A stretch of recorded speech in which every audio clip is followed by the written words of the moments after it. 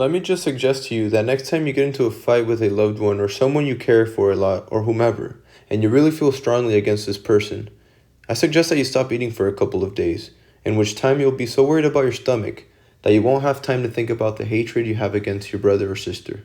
Those are the words of Cesar Chavez in a speech called The Power of Nonviolence. I think this sums up the purpose of the United Farm Workers Movement, UFMW for short. Before we get into the United Farm Workers Movement, we should take a step back and talk about what was happening before that led up to it.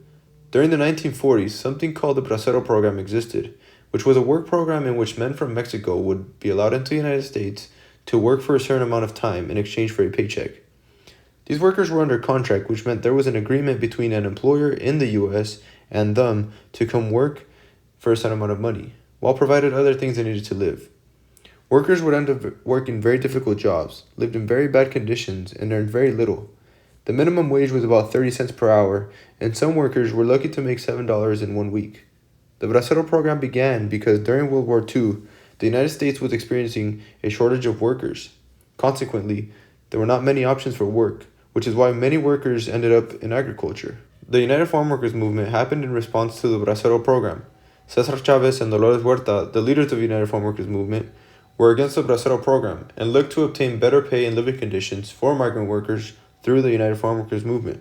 One big thing to note about the United Farm Workers Movement was that it was a nonviolent movement. This means that Chavez, Huerta, and company looked to make changes through boycotts and strikes.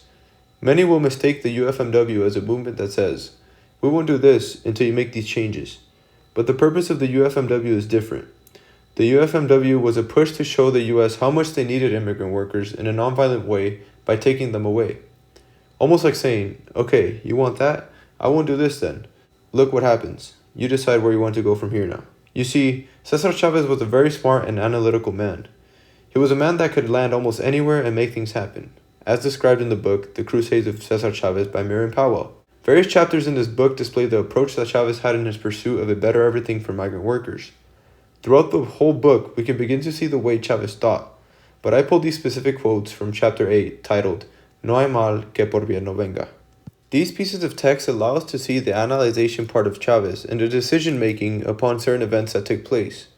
Furthermore, we can see the way in which Chavez thought he could make the largest impact using the UFMW, in the way that is described in the opening quote.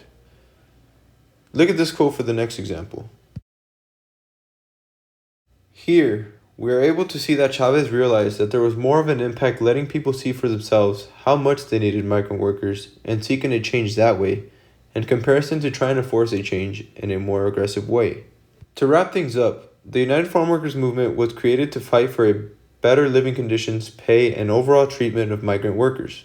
Do remember, the movement was not the type where we go out and do something to force a change, but a movement where we stop doing certain things to show how much we're needed.